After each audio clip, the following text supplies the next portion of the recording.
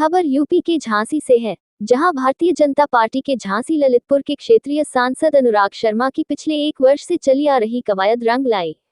महारानी Lakshmibai medical college में प्रतीक्षालय तथा मरीजों तथा उनके तीमारदारों को ठहरने के लिए 200 बेड का रेन बसेरा उत्तर प्रदेश सरकार ने स्वीकृत कर दिया है। क्षेत्रीय सांसद अनुराग शर्मा ने बताया कि इसके लिए उनकी पहले से ही पावर ग्रिड कॉर्पोरेशन से बात चल रही थी। पावर ग्रिड कॉर्पोरेशन अपने सीआरएस फंड से इस अत्याधुनिक रेन बसेरा का निर्माण करेगा।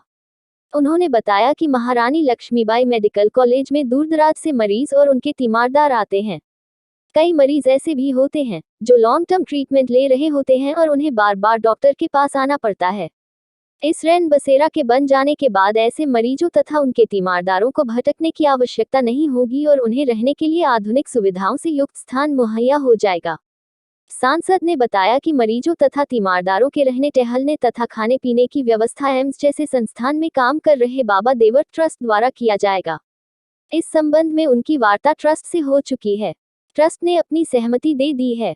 सांसद अनुराग शर्मा ने बताया कि पहले से ही मेडिकल कॉलेज में उनके परिवार की ओर से मरीजों तथा तीमारदारों के लिए आश्रय स्थल बनाया गया है, जिसका नवीनीकरण अलग से कराया जा रहा है।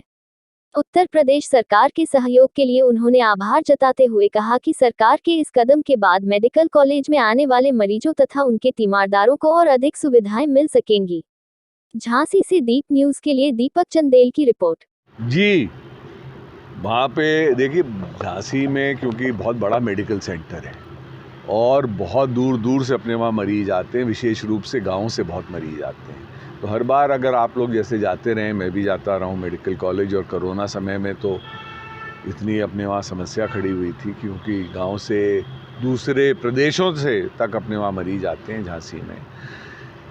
तो ये देखा जाता है कि मरीज गरीब इंसान को बेचारे को कोई रहने की व्यवस्था नहीं होती थी। तो मैंने एक तो अपनी जो मेरे परिवार ने धर्मशाला बनाई है उसका नवीकरण करवा दिया है, वो तैयार कर दी गई, तो मरीज उसमें कुछ हद तक वहाँ रह जाएंगे। पर एक और बहुत खुशखबरी की बात यह है कि हमने प्रदेश सरकार को, मैं पिछले 1 साल से चिट्ठियाँ लिख रहा था, तो आज हमारे पास वही इस चिट्ठी का जवाब भी आ गया है। मैंने वहाँ पे कहा था कि हमको कुछ ज़मीन आवंटित कर दें, 2.5-3 एकड़ ज़मीन दे दें, तो उसमें हम एक 200 बेड का आधुनिक बिल्कुल ही मॉडर्न नया डॉर्मेट्री कम प्रतीक्षालय बना लें।